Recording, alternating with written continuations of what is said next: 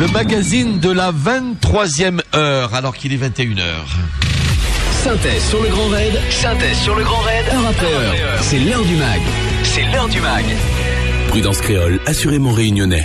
Et par la force des choses, parce que les organismes sont épuisés pour X raisons ou d'autres, parce que ce Grand Raid il est long, et bien sur les derniers kilomètres, il est fort à parier encore que des surprises nous tombent dessus. Ainsi, il semblerait que Iker Carrera, d'abord il semblerait, il n'est pas dans le top 3 puisque au dernier pointage à la rivière des Galets, Jornet Kilian est en tête devant Guillaume Antoine à peu près 1h 1 minute. À 1h 1 minute, c'est vous dire que vraiment les chouchous sont bouillis.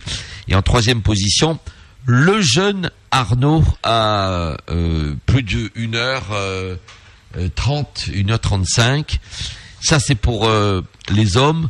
Effectivement, au sortir, je regardais du Maïdo, je regardais si Joe Grant était là. Eh bien non, il n'est pas parti, il n'est pas passé au Maïdo alors qu'il était à Roche-Plate, l'Américain. Et donc ce qui veut dire que, eh bien, il a dû caler sur Roche-Plate puisqu'il n'a pas fait la brèche. Il n'apparaît plus dans le top 10, top 15 au Maïdo alors qu'il apparaissait clairement à la 9e position à Roche-Plate, l'Américain Joe Grant. C'est vous dire combien, en fin de parcours, ce Grand Raid est extrêmement sélectif au Maïdo. Pour sortir de Mafate, ils sont 18 au moment où je vous parle, hein, 18 qui sont sortis du Maïdo. Et oui, que 18. Alors je vous dis comme cela les noms pour que vous les ayez en tête, parce que ce sont des gens qui sont sortis de l'immense... qui se sont pris une bouffée d'oxygène extraordinaire, puisqu'ils finissent, et c'est une grande délivrance que de sortir de Mafate après toutes ces difficultés. Tenez-vous bien, en tête donc bien sûr, Jornet Kilian devant Carrera Iker, qui n'y est plus, vous l'avez compris, puisqu'il est parti. Donc là, ça fait déjà un que l'on retrouvera plus loin. Guillaume Antoine, le jeune Arnaud, Buffard Sébastien, Trivel Lionel, Clavry Eric, Climico qui est sorti du Maïdo en 8e position, mais il va se rapprocher puisque Carrera n'est plus là. 9e, Técher Thierry qui semble asseoir sa position de top 10. Le Sceau Christophe, Pasquio David en 11e position, Nialo Georges Eric, Perrin Yannick en 13e position, Lecomte Émilie, Croquevielle Frédéric en 15e position. Voilà, et ensuite Bareil Bruno, Bourguignon Mathieu en 17e position au Maïdo et Gay Anthony en 18e position. Depuis, confirmé, Joe Grant n'est pas sorti de Mafate. Et c'est le fait marquant. Le podium qui semble se dessiner maintenant, c'est celui qui sera constitué, en tout cas qui se dessine. Jornet Kilian, Guillaume Antoine, le jeune Arnaud.